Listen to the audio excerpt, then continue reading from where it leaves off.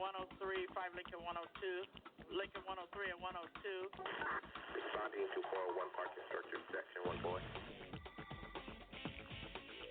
Henry 8, Henry 9. Respond to gate 437 Bravo for your dignitary detail. 3K911 unattended, 400 lower level near carousel 4, black bag. GPA in progress, 401 parking structure, section 4 boy. Responding to 401 parking structure, section 1 boy. 415 passenger onboard aircraft. Control 2 Franklin in route.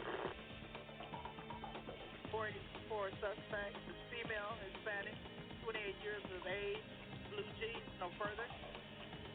Control 5 Frank 401 is en route.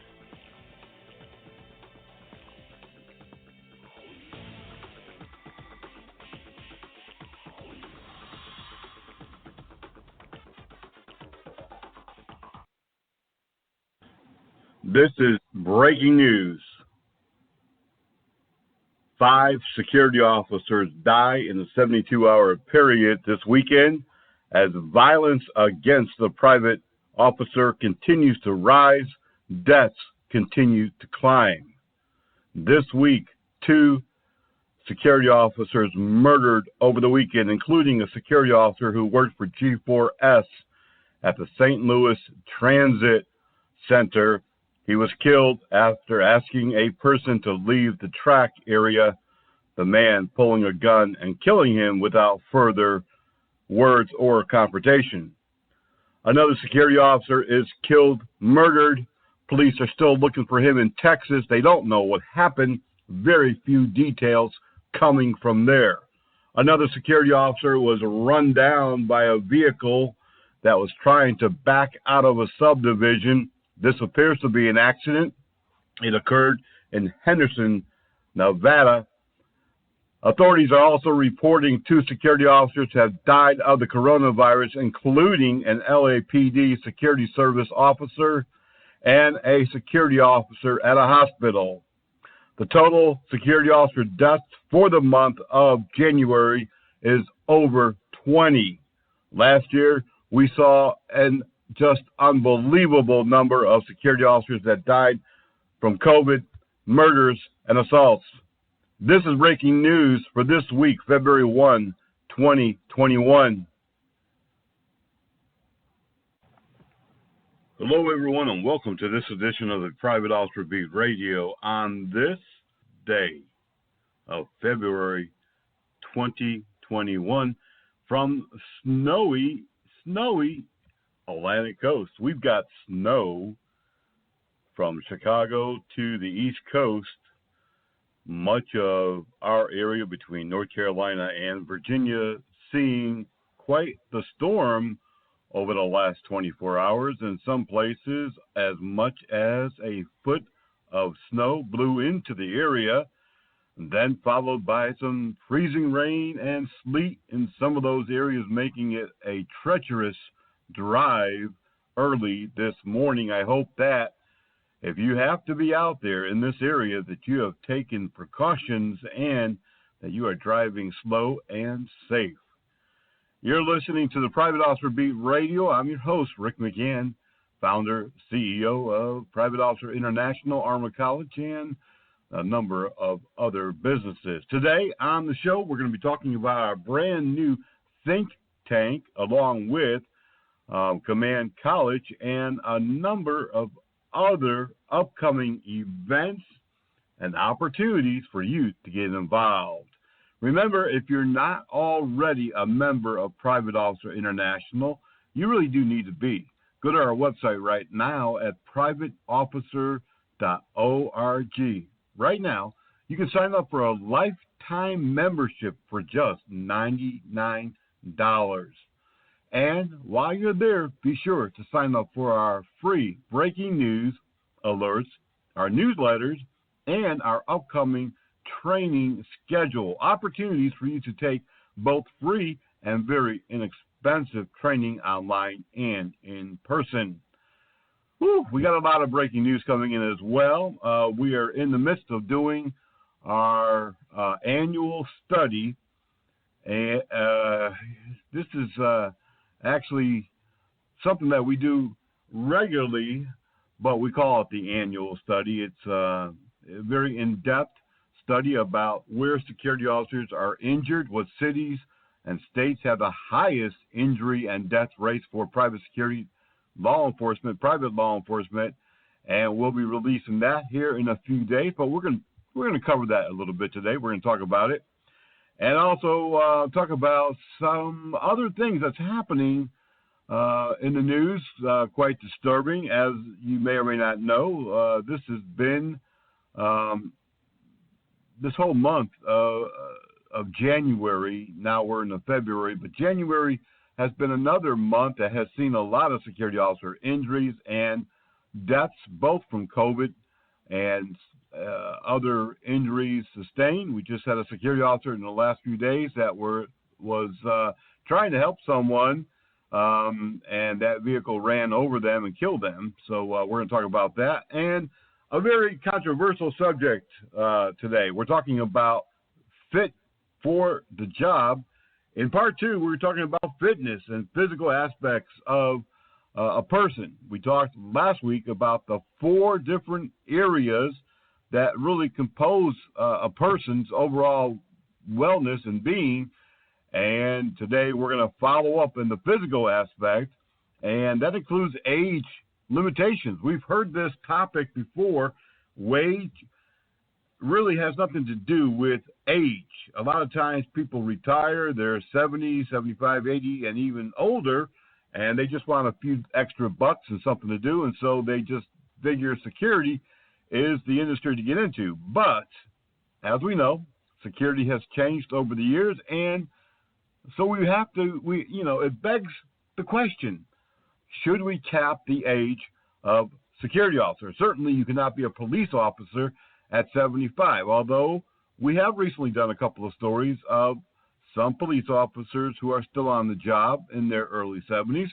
We just recently did a job about a paramedic who is well into his 80s, and he's still working as a volunteer, not as a paid member, but still some folks in their 70s and even early 80s are still very lively and can get around. But should we look at age caps at this industry? When we talk about the overall physical makeup of a person and how things slow down as you get old, this might be something that we really do have to address. But we'll talk about that coming up in the segment in just a few minutes.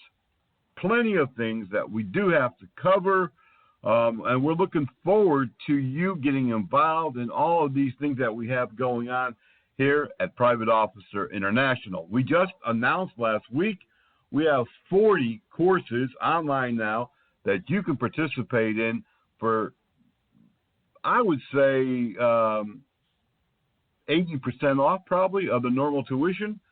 We have some free courses as well. We have a brand new program that we're starting up where we're helping folks who have to have different certifications to stay certified to keep their job. So we are discounting that training on site as well. If you need regulatory training in South Carolina, North Carolina, Tennessee, Alabama, Virginia, D.C., New Jersey, Pennsylvania, and beyond, contact Help Desk at Armour, ARMOUR college.org. We can help you both online as well as in person. Have you looked at what is happening in our country? It continues to happen. We have continual riots, not protests, riots where people are being injured, property is being destroyed. Police are not moving in and not making arrests and not stopping the riots for fear of repercussions, both politically as well as from their own department. What is going on in this country? We're seeing more and more protesters, rioters, really taking over malls, shopping centers, events, communities, neighborhoods, people moving in. I just read a story Friday about how the U.S.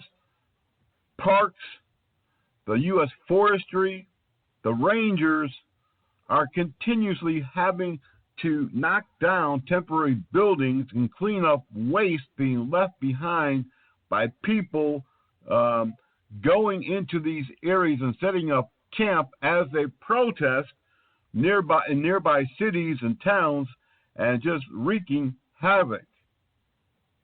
It's just outrageous that law enforcement, our politicians, government elect allows this to happen and thinks, this is just normal. Nothing out of the ordinary. There's just a couple of people. They're just hanging out and they're expressing their freedom of speech. And yet, when you want to express your freedom of speech on social media or elsewhere, if it's not politically correct, if it doesn't align with the current agenda and environment that we are in, then guess what happens? You get locked out of your social media. You get thrown off your own website. Big tech has the right to just squash you like a bug. What kind of world, what kind of country has this become? Much more to talk about when we come back on the Private Officer Beat Radio.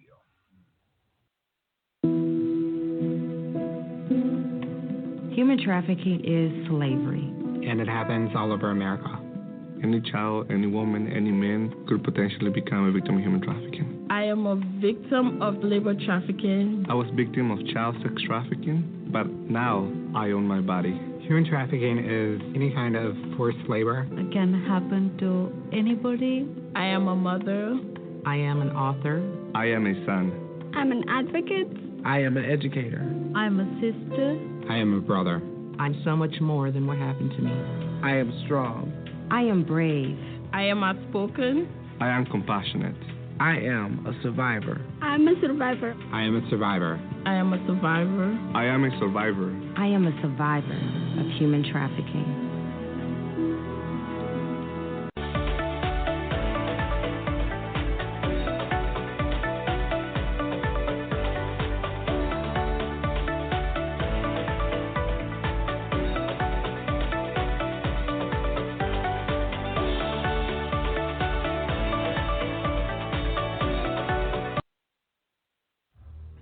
Loved hunting.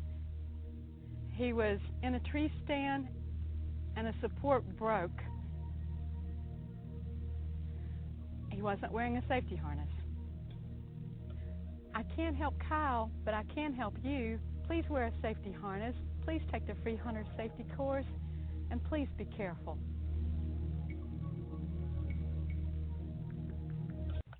In Henderson, Nevada, a security officer is deceased following a tragic vehicle accident on Friday.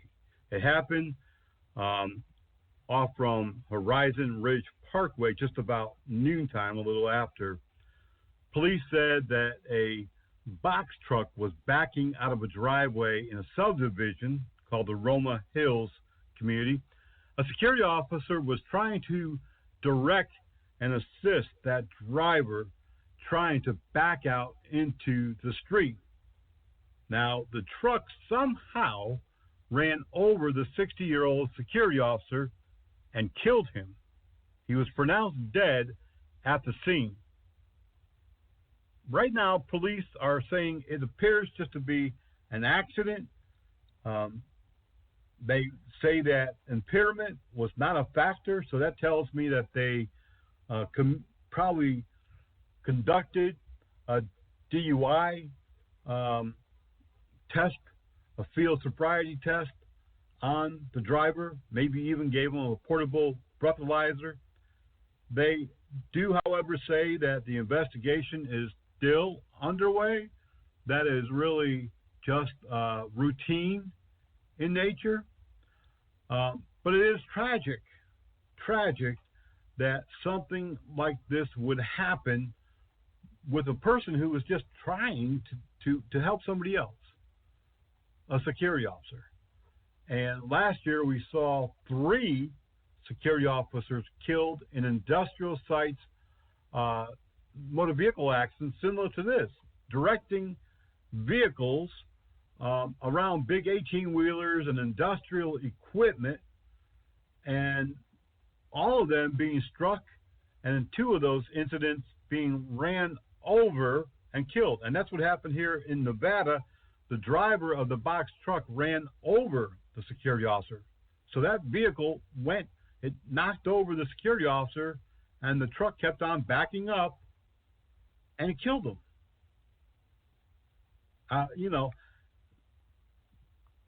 Who's at fault? Is it the driver? Is it the security officer? Was he not wearing the proper PPE? You got to have traffic high visibility vest on. You got to be seen if the driver can't see you. And I'm not trying to victim blame anybody. This is tragic all the way around. But now this is going to be the 4th time in less than a year that a security officer has been killed in the same method. I really have to wonder if security officers should even be involved in traffic direction or assisting large vehicles, heavy equipment, if they're all alone and there's no communications and no one has the proper training, because when you are directing vehicles, you are supposed to have under the law a certain type of training, especially if you're out flagging or conducting traffic control in any sense.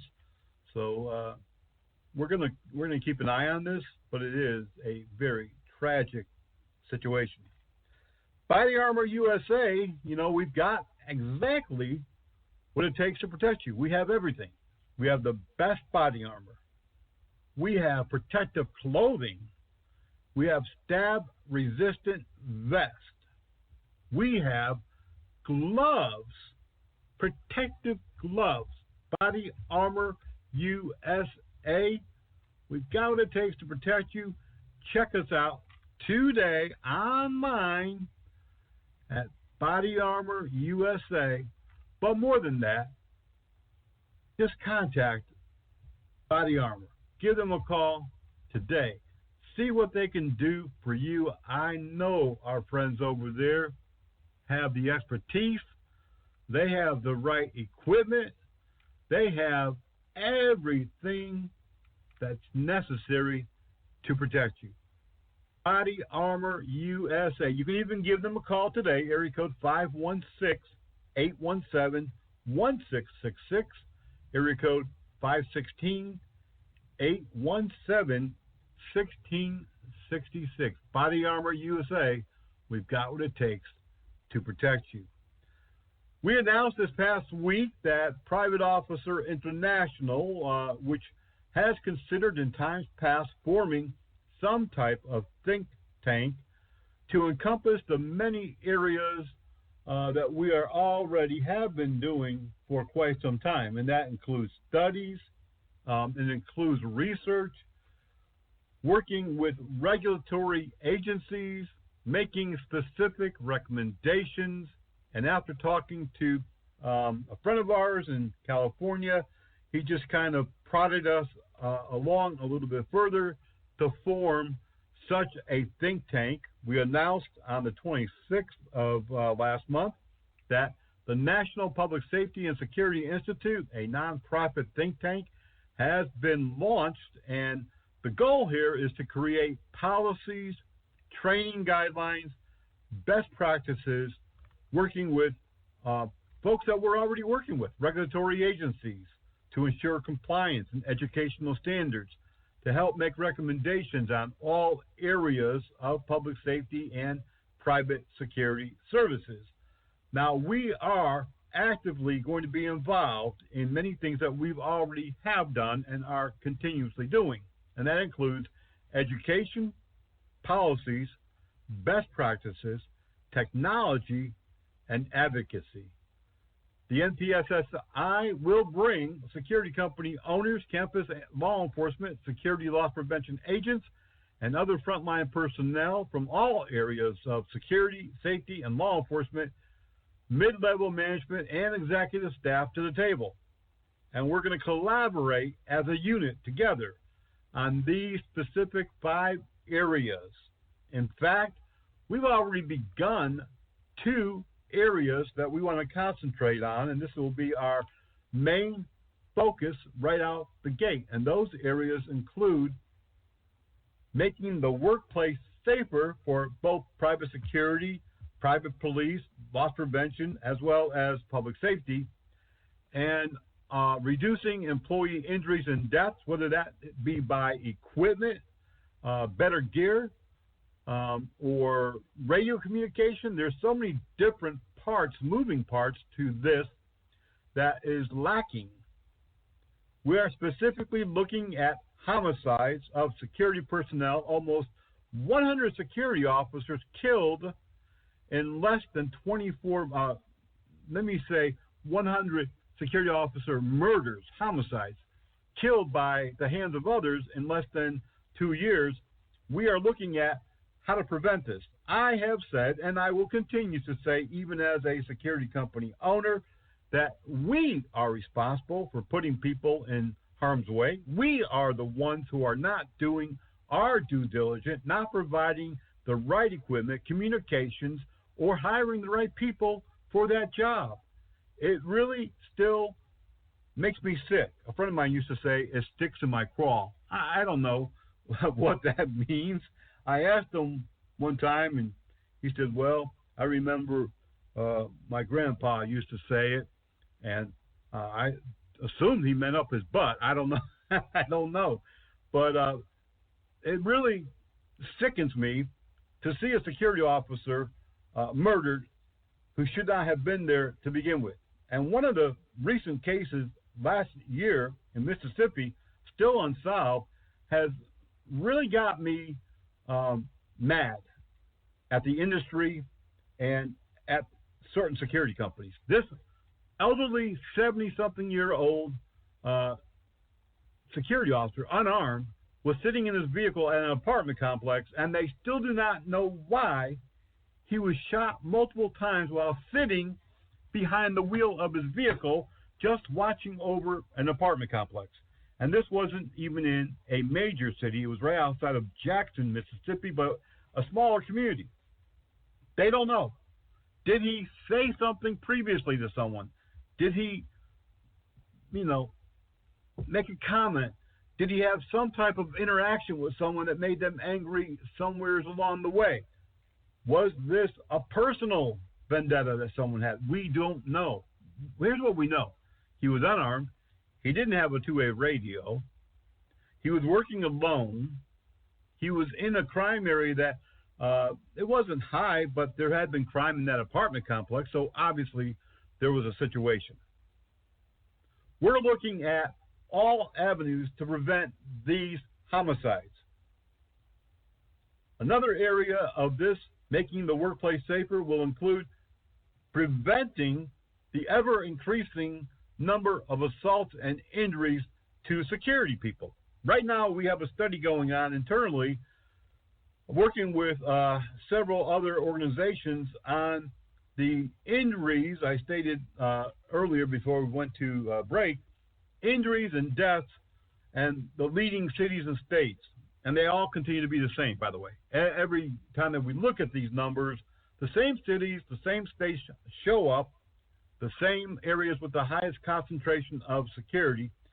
But there are some outliers this time, Mississippi being one of those, where this security officer that I'm talking about was killed. Sudden spike, largest spike in homicides and injuries. Arkansas, another one. But we'll give you that information coming up here in the next few months. But we are looking at making the workplace safer. I know security contract companies, even those who are members of Private Officer International, certain people, and maybe other quasi-professional organizations may get upset with not only the launching of the think tank, but the work that we're doing, putting this report together currently, but so be it.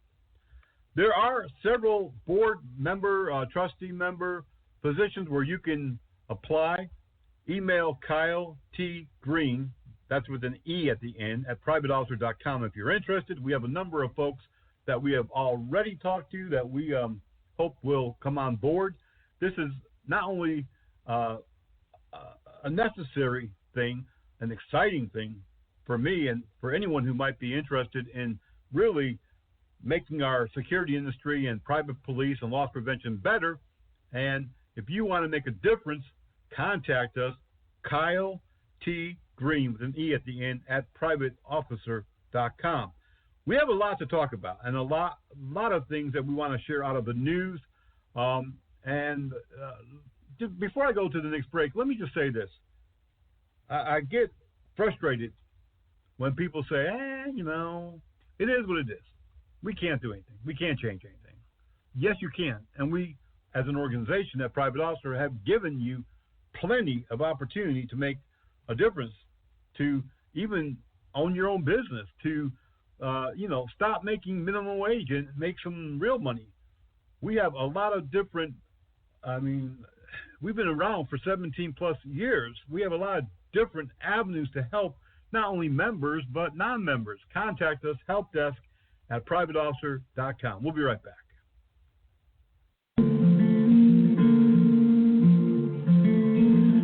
Hey everyone, you're listening to the voice of the Frontline Protector right here on the Private Officer Radio Network. Now don't go away, because we are coming right back when we've got a whole lot more right here on the Private Officer Beat Radio.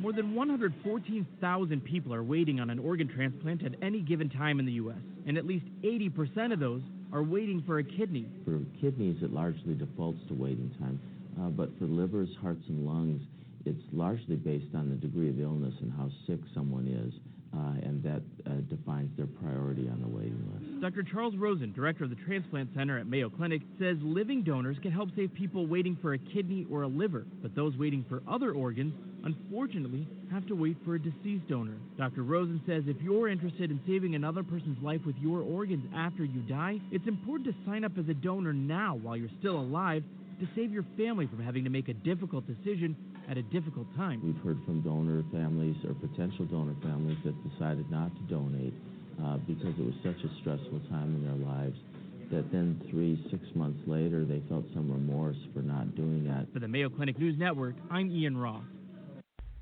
If you're not already receiving breaking news and our bi-weekly newsletter, Officer Down Reports, and discount training news in your personal or business email, then go to our website right now at privateofficer.org.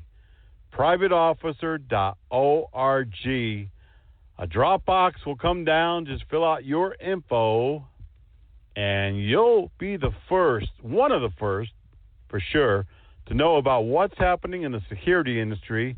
You'll know when a security officer is killed. You'll also get these great discounts on training and equipment and so much more. Privateofficer.org. PrivateOfficerBreakingNews.blogspot.com. That is where you're going to find our daily news blog, issued every day without delay, with all the important news happening that day for private security, public safety. It's free. You can have it downloaded to your phone. You can take it with you. PrivateOfficerBreakingNews.blogspot.com. You can also listen to our radio shows anywhere you download your podcast or music. And that includes on the iHeartRadio network or any place. We're there. Download, listen while you drive, listen while you work, if they allow that, of course. Only if they allow that. Listen to it on your break, on your lunch hour. Our radio shows are packed with information, breaking news, and training that won't cost you not a dime. Not a dime. In today's breaking news, a death investigation, Ocean Casino Resort in Atlantic City security notified and responded to a person who apparently had, they thought, fallen off from the casino roof, but actually the 29-year-old woman was a victim of suicide, the second person in a matter of a few months. Security on scene attempted to assist, and tragically, that person died on the scene. Coming out of Atlanta, Georgia, a Family Dollar employee is being sought right now after he pulled a gun on a customer in a heated dispute over not wearing a mask. The Family Dollar store in southwest Atlanta has had a challenging time, but the employee went too far, according to police and spectators. Police have reviewed the video, but they have not made any arrests. Have you seen this in the news? Rod Stewart. Yep, that Rod Stewart and his son have reached a plea agreement for assaulting a security officer earlier last year in southern Florida. While at the Breakers Hotel in Palm Beach, Florida on New Year's Day last year, both the singer and his son assaulted a security officer during a disturbance. Security officer Jesse Dixon told police that when he informed Stewart and his family about the disturbance, that they assaulted him. Yep. Unfortunately, the news release does not say exactly what the penalty is going to be. It's a couple of dollars or, just a slap on the hand, which more than likely it is. Coming out of Hayward, California, another school has booted, for lack of better words, their police department. Haywood Unified Schools have decided that they no longer want police presence because they intimidate their students on campus. So trustees voted unanimously last Wednesday to eliminate the SRO school police program and to redivert that $479,000 elsewhere. Now, one thing that kind of caught me, the head trustee said it's not a matter of money. We can afford it. In fact, if they raised it up, we can still afford it. But after talking to staff and students over a long period of time, we assess that they just feel frightened. They don't feel safe with police on the premises because more minorities are arrested, harassed, so on and so forth. And unfortunately, I could go into a long sermon as to why these type of arrests continue, but I won't. I don't have time to. But without police or armed security on school campuses these days, it's not safe. I don't really see how they could say that it was. We just saw in the last couple of weeks that at least two schools that had booted their campus police SROs out last year have brought them back because violence went up. A security officer in San Antonio was attacked by 3 suspects in the parking lot of a nightclub, and they attempted to get his firearm. They beat him up, but as they were escaping, the security officer was able to fire off a couple of rounds. No one was injured other than the security officer as far as they know. Suspects are still loose. And unfortunately, nightclubs, bars, strip clubs, adult clubs, whatever you want to call them, happens to be one of the leading locations of assaults on security and use of force involvement both by security and against security, and that will be, of course, brought out in the report that we're doing. Security officer did help in Little Rock, Arkansas, did help police to capture 3 suspects that had broken in to a event hall where a gun show was being held. Police arrested Vicente Canto, 22, Caleb Barnett, 23, and Matthew Thomas, 22. 450 rounds of ammo, guns, 18 guns were stolen. Police say the security officer noticed the door open, heard something, notified police. All three remain in custody. Again, another example of physical security versus video. Video security electronic security is very good, but it just doesn't do what a physical presence will do. And we've seen too many times that cameras and robots, although they do play a certain percentage of overall security, they leave a big hole in the security system. Sadly, in Texas, at the Texas A&M University, 2 students died on campus within hours in separate incidents. Police hinted that they may be suicide or drug-related. Brandon Perlowski, 23, a cadet also in the Texas Maritime Academy, and Wesley Jerome Malerney, 18, a marine biology student, both dead, under investigation. A lot of resources, including the U.S. Coast Guard, was involved in searches. Police had drones and dogs involved. So we are also going to keep an eye on this as well. Coming out of Harrisburg, Pennsylvania, authorities there say that the delivery of the COVID virus vaccine is overlooking some very important frontline personnel, private security.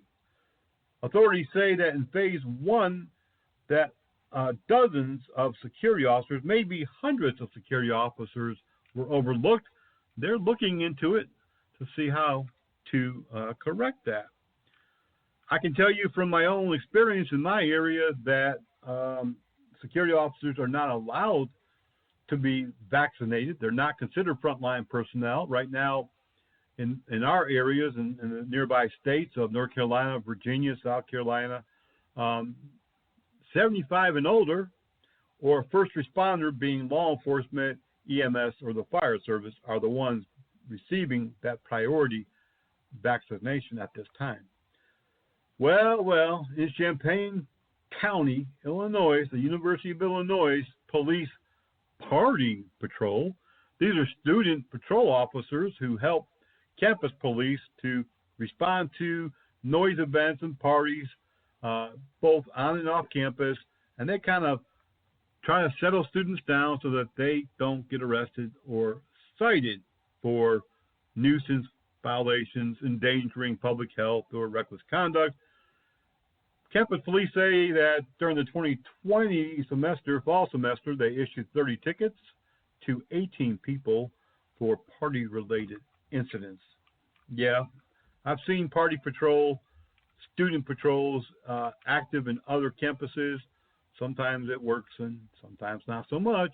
Columbia, Maryland, 2 suspects arrested and charged with armed robbery and assault on a security officer working at a Giant grocery store. That's a chain in the Maryland, Virginia, D.C. area. 2 people arrested during what started to be a shoplifting, but they pulled a knife. The security officer was not seriously injured, but police did catch up to Nicole Renee McConnell as well as Michael Rory, and both of them have been charged with armed robbery, assault, and theft. Were we not just moments ago talking about the increase of violence, assault, death to private security officers? We can show you examples of this every day. 3,500 plus news sites, emails, alerts, press releases. It's something that we really need to get a handle on. FBI and the District of Columbia, Washington, D.C. Metropolitan Police are investigating an armored truck robbery. This occurred in broad daylight, of course. Unusual, but it was in the 2300 block of Georgia Avenue Northwest, about 11 a.m. All of a sudden, men with guns appeared. They robbed the armored truck, discharged the firearm. They attempted to steal one of the armed security officer's gun. They did remove it from the holster. It went off also. They fled. No suspects are in custody. Again, history has shown that armored truck robberies run in spurts. Some years we have hundreds, others 40 or 50. This past 12, 13 months, we're seeing an increase of armored car robberies for sure. A spectacular, heroic shooting this past week. Maybe you've seen it on media, social media, TV, the news. Phoenix, Arizona police called after the mother of a small child reported that her ex-boyfriend had just child from a hotel. He was shooting his gun in the middle of a road. He was threatening to kill his son. Police arrived. Every angle from the time he took the child to the time of his death was captured on multiple cameras of businesses, police dash cams and body cameras and security videos.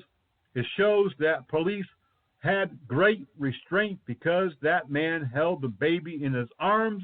But when he pointed the gun to the baby's head, a police officer with an AR-15 took him out. They took him out. And he won't be a threat to anybody else. He died at the hospital. It was a unfortunate situation. Police, heroic in every way. You want to defund police? Look at this video and tell me with a straight face that police are not valuable, not a necessary service. I beg to differ. TSA released this week their top 10 airports where firearms were confiscated. It's kind of, I don't want to say surprising, but the number of guns discovered nationwide, 3,257 firearms confiscated from passengers in or on them or in their carry-on bags. These weren't in luggage going through. No, these were carry-on bags or on the person. Now, flights were down. The number of passengers severely down because of the pandemic, and yet over 3,000 guns confiscated? What's wrong with people? In 2019, TSA stopped 4,432 firearms, of which 87% were loaded. All right, so let's get to the important stuff. In 2020, TSA said Hartsfield-Jackson Atlanta Airport, the largest airport in the U.S. with the most passengers seen year after year for the last 6 or 7, they were able to get 220 guns out of the hands of passengers. Dallas-Fort Worth, DFW, came in number 2, 176 guns. Houston, number 3, 126 guns. Phoenix, Sky Harbor, 124 guns. Denver International, 104 guns. Nashville International, 94 guns. Fort Lauderdale, 87 guns. Orlando International, 79 guns. Las Vegas, 72 guns. And Salt Lake City, 71. You know who's not here that really surprises me? Charlotte Mecklenburg Airport in Charlotte, North Carolina. Every week, every 3 or 4 days, they've got a gun recovery. They are fast becoming in the top 5 international airports in the U.S. for passengers. They are always building. They're building right now. Huge metroplex area. Charlotte is becoming almost 3 million in the metro area. I'm surprised they did not make that list. Maybe next time. We'll be right back. You're listening to the Private Officer Beat Radio. Nurse, I need you to apply pressure to the head wound until I can get to it. I'm concerned she's lost too much blood. Oh, no. You in the corner, who are you? You're not supposed to be here. She's my girlfriend, Doctor. You need to wait out in the waiting room. Please, Doctor, I want to stay with her. Look, she's been badly injured. So if you want to do what's best for her, you need to let us do our work. Please, Doctor, she has to be okay. I didn't mean to do this. I love her. Wait a second. You were the driver? Yes, but I didn't mean to. I swear, we went to dinner. I was just buzzed. I only had a few drinks. Just buzzed? Why didn't you tell us that? In that case, your girlfriend is fine. Hey, sweetie. I feel great. You want to get out of here? I can't believe this. Really, Doctor? She's really okay? What, are you kidding? No, not really. Nurse, get me a suture kit. Stat. Buzzed driving. Maybe we should stop acting like it's no big deal. Buzzed driving is drunk driving. A public service announcement brought to you by the U.S. Department of Transportation, the Ad Council, and this state. For some children, America isn't the land of promise. It's a place where every day is a struggle. Because today in America, 1 in 6 children lives below the poverty line. For these children, living in poverty means going without medicine, going without food, going without a warm home, or even a roof over your head. And that's life for nearly 13 million children of all races, all across America. Where will you draw the line and get involved? You can help these children and their families find a way out of poverty for good. And you can make a difference in more ways than you think. Will you help? Go to povertyusa.org today. Because 1 in 6 children in poverty is one too many. A message from the Catholic Campaign for Human Development. Last week we began a 4-part series. Yeah, I know it was 3 parts. I just wanted to see if you're listening. We began a 3-part series talking about the physical, mental well-being. We talked last week about the mental aspects.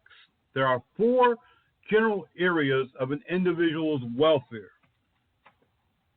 And all of them are equally important according to those in the know. I'm not a doctor. I've been a paramedic, EMT, medical provider for many years, but I'm not a doctor. But I do know that we're like a machine. We have multiple complex systems. We talked last week about mental health and how stress and emotions and our home life, PTSD, suicide, all of that plays a very strong part to our well-being. But another area that really is concerning is the physical aspect, an individual. It is very difficult for a person wearing a uniform and heavy equipment and running and expected to be physically fit. It's very difficult for them to respond effectively if they are extremely overweight, a smoker, a user of alcohol or drugs, even prescription type, heavy user. It's very difficult. Difficult to respond adequately to incidents or situations, events, if you are a smoker, if you haven't had good rest. There are many different makeups, many different parts to the equation of good physical condition. I have seen people who were overweight, but they could run and they could fight and they could hold their own. But they also weren't smokers, drank alcohol, slept just a few hours a night. They may have been a little overweight, but they took good care of their body otherwise.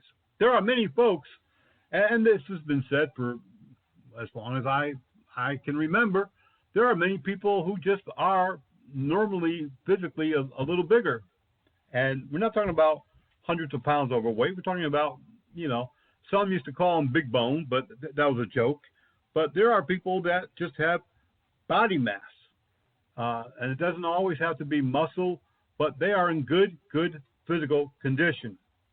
But if you put somebody who is extremely overweight, obese even, together with other aspects of being in poor health, like smoking, or not getting sleep, or not eating the right thing, or substance abuse, whether that be alcohol or drugs, or taking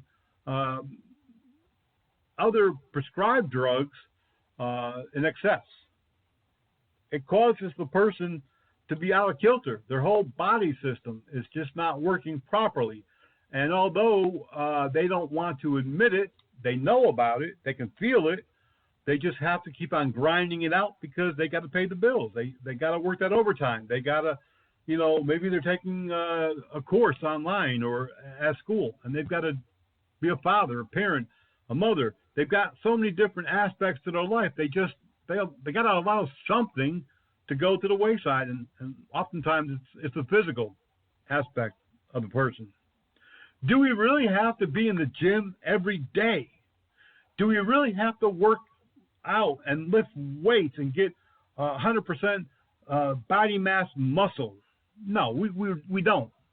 But in order to be in better condition, we do have to watch what we eat.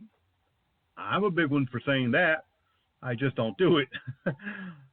More so in the last couple of years, but it's hard when you're working many hours and have many other things happening, wear many hats, to not go through the drive-thru at the fast food place. Yeah, cheap, tasty, not so much, but it fills the void, and many people do it. Unfortunately, we need to eat a little better. There are ways of doing that. I'm not here today to give you all of those ins and outs of how to pack a better lunch or, something that's not going to pack on the pounds. But, you've seen the advertisements. You've heard all of the news, all of the studies, It is important that we reduce certain bad habits, including smoking. My parents smoked. They were chain smokers. And growing up, I said, no, not for me, never ever. When company would come over and everyone joined around the kitchen table and everybody lit up, I ran for the bedroom, closed the door, and opened the window. Never been a smoker, never will be a smoker. Hate it. But when you are a smoker, it really does mess up your physical condition and your system even worse.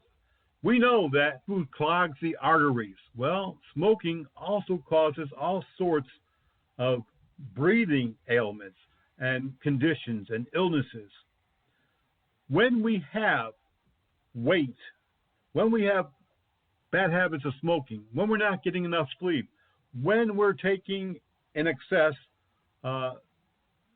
alcohol, drinking alcohol, or taking prescription narcotics that maybe we're taking too many of, when we have all of these things coming together, it becomes difficult for us to really do our job in the ultimate fashion. And that means oftentimes unable to physically protect ourselves if we have to go hands-on, if we have to go physical combat, if we have to defend ourselves against an attacker. There are a couple of quick and easy and resolute things that we can do that will quickly change our physical being and make it better. And we don't have to do a whole lot. Did you know that just walking 10 minutes a day? Whoa, I already do that on the job, man. You haven't seen the property I got to walk. I got to do these rounds every 2 hours. I got to walk up these stairs. That's great. Physical exercise is important. But if you're not doing that every day, 10 minutes a day can help lower the risk of high blood pressure. It can help prevent heart disease, stroke, and diabetes. You can also strengthen your bones and your muscles while burning calories. And you know what else? I've never been a big walker, although years ago when I lived in Nashville, there was a park right behind my house.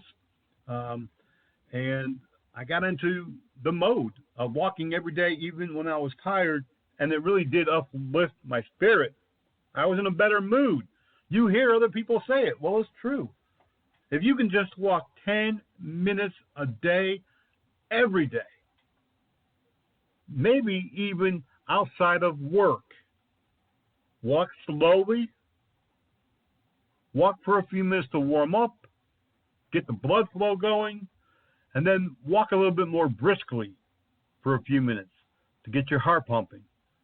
Then you walk slowly again, called a cool down, and avoid those uneven ground, the cracks and the crumbling sidewalks. Try to find a nice smooth path or a sidewalk.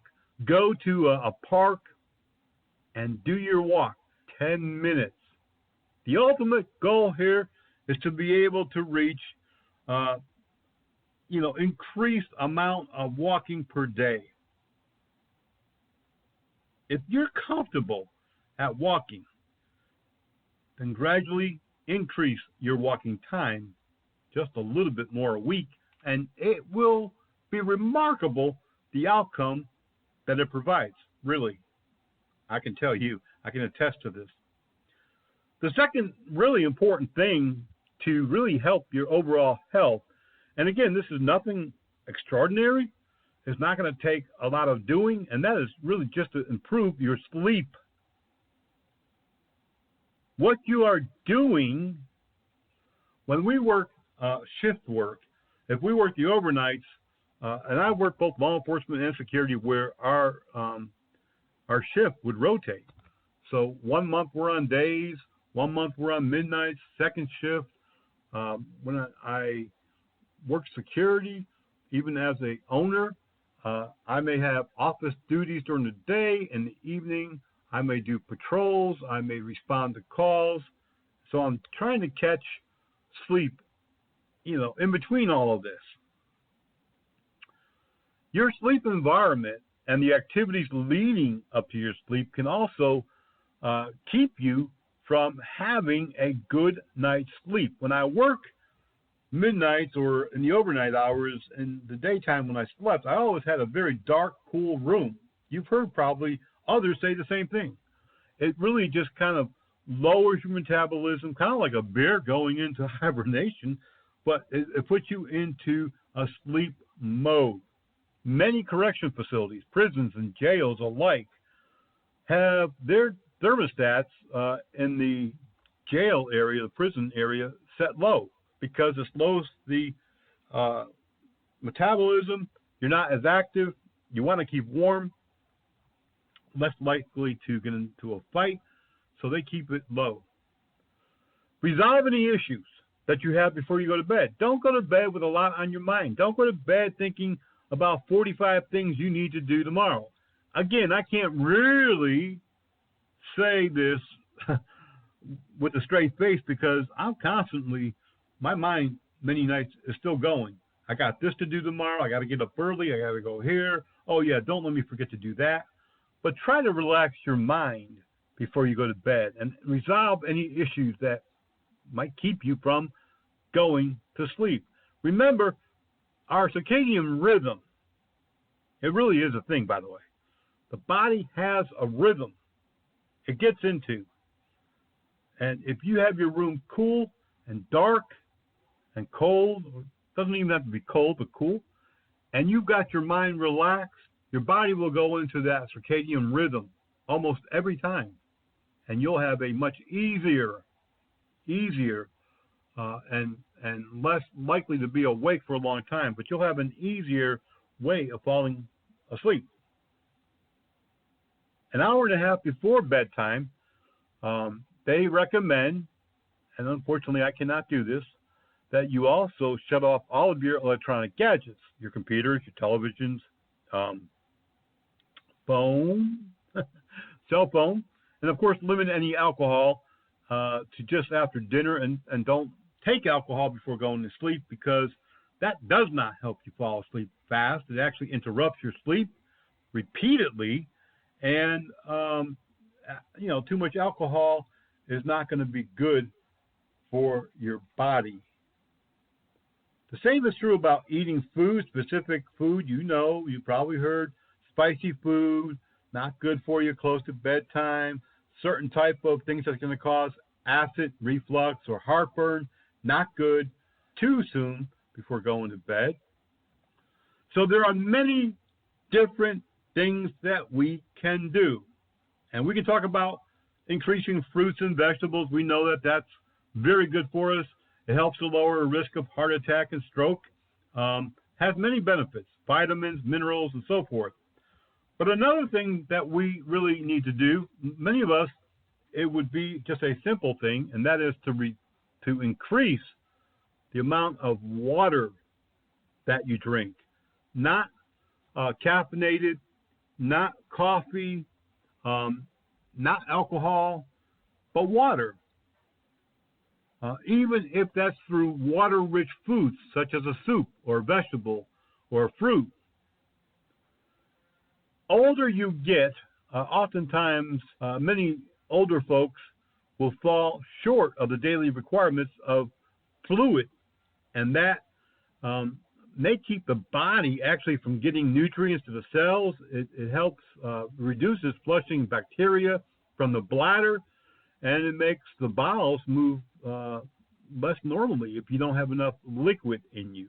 So it is important that if you're one of those who don't like water, and I was one of those in my younger days, I would drink Pepsi. I found out years down the road that water was the key to better health, and I became a fan of cold water. So if you don't have enough water in your system, it's not a good thing. Doctors advise that you drink a good amount of liquids.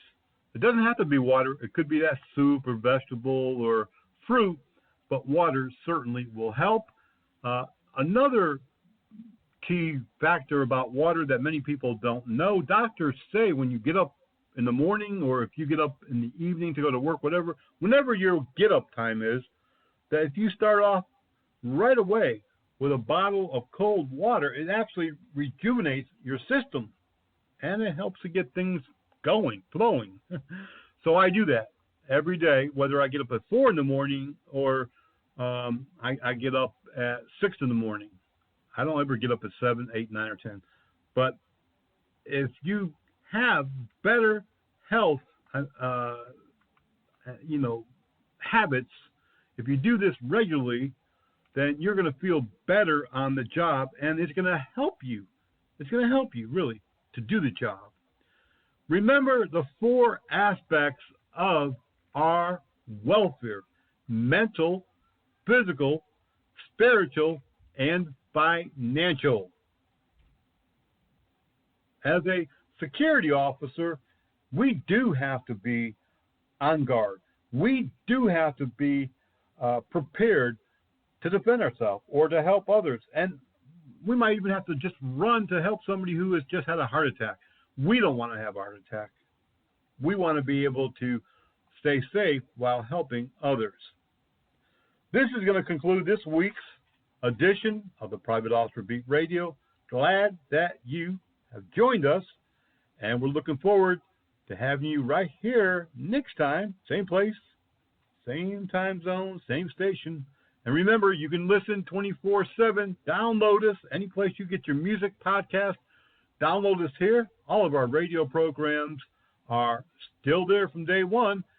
And come back next week. Until then, be blessed, be safe. We'll see you back here on the radio.